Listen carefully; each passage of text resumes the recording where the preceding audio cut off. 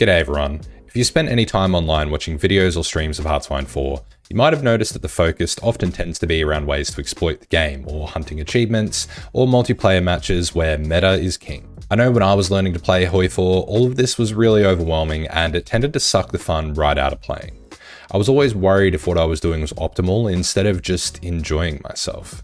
Especially for a game like this, which is pretty much just an open sandbox where you can do whatever you want, it can be easy to fall into the habit of these common playstyles, and there's nothing at all wrong with that. A lot of people love finding exploits and crazy optimizations to do more and more outrageous things, and entire channels are built off this idea. I enjoy it too, and my mind is blown when I watch a speedrunning video at the creativity and depth of knowledge which goes into creating these strats. What I would like to do today though is talk about another way of playing. One which I feel can be equally or even more fun than the others mentioned previously. Role-playing. Role-playing can be a bit of a dirty word in the Hoi 4 community, associated with long multiplayer games with over-controlling moderators who prevent you from doing anything even remotely creative. That's not what I'm talking about today. What I'm talking about is a relaxed single-player experience, where you put yourself in the shoes of the leader of a nation at the time, acting in a realistic way that you think they would have, or playing out your own little narrative that you want to experience in the game. Your decisions are made based on what you think your leader would do, not what you as a player would do to win a game. This type of roleplay does require that you try not to metagame as much as possible, meaning that you, the player, knows on a historical mode, World War II will start around the end of 1939, but Jigme Wangchuck of Bhutan would not. So while making decisions in the game, you should consider what your leader would actually be focusing on.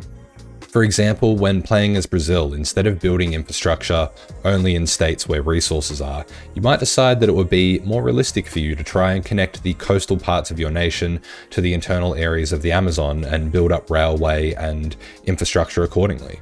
Your version of Stalin might decide that the Bosphorus is too important to leave in the hands of a foreign power and fabricate a justification to invade Turkey and take control, seizing the strait and leaving Turkey ruled by a friendly communist puppet government. Now your trade routes to the Mediterranean are secure, Stalin might turn to his 4-year plan as opposed to doing an early military build-up. To me, this is a more immersive and free way of playing the game. You can create unique storylines in your head to follow along with, making divisions in line with what your country did historically, following along with their stories, or even just making it up yourself with what you think would make sense based on your nation's needs and doctrine focuses. When the war does come along, you're now in a true crisis, in control of a government who might be ill-prepared to resist the spread of fascism, or maybe as a government who's forced to join the expansionist powers for their own self-preservation. You can also flip it and play the opposite way. Take control of a nation who was actually not prepared at the start of the war, and imagine that you had invested heavily into your armed forces, leaving you more ready than you would have otherwise been. For new players, this can be a much more relaxing and lower stress way of playing. You don't have to worry about how optimal your divisions are, if you've perfected your early war industry, what achievements you might get, because you're intentionally playing adverse to this method for the story. For more experienced players, this can also be enjoyable as it adds difficulty. Think about it like you're kind of giving yourself a disaster save of your own creation, and now you need to work out a way to still come out on top with a suboptimal build. I've talked a lot about historical mode up to now, but I think this playstyle is really enhanced by playing on non-historical. For one, it really eliminates any subconscious metagaming that you might be doing. For anyone who's played tabletop games like D&D, you know it can be really challenging to put yourself in your character's shoes and not consider things like failing a persuasion check where your character doesn't see anything out of the ordinary, but you as a player knows that something like a trap is there. Making your character behave in a normal way is hard because you're invested in them. And usually you wouldn't want to make them spring the trap, even if they would, because they don't know it's there. The same thing applies in a historical game. Playing as if you're oblivious to the looming war is difficult, because you don't want to be a weaker nation when it starts. Most of us like the feeling of power, which comes with being able to easily win your wars thanks to your preparedness or superior designs. Non-historical completely removes that variable, where you will actually have no idea what will happen in the game, so your decisions can be made without that bias. It also adds a lot more room for your in-game narratives to be truly creative through the randomness and unpredictability of the game setting. You're forced to take a more internal view of your game.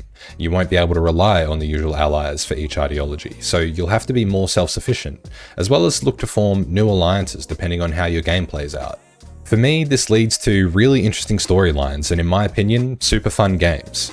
I've recently had a communist revolution overthrow the US government, which then joined a Trotsky-led USSR to form a global communist superpower. As the new Napoleonic monarch of France, this was clearly a concern, so I formed a kind of Central Powers Part 2 with some smaller European nations to try and stop them. We lost, but it was a really fun game. The other thing that you can also do to enhance this experience is to use console commands. This is especially helpful to create unique situations for yourself at the game start.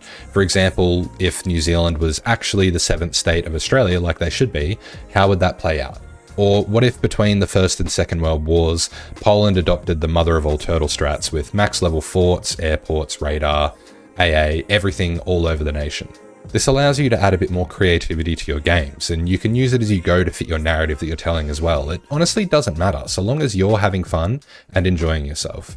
And that's really the main point that I'm getting to here. At the end of the day, Hearts-of-Iron 4 is a game, and you should play it in the way that is most fun for you.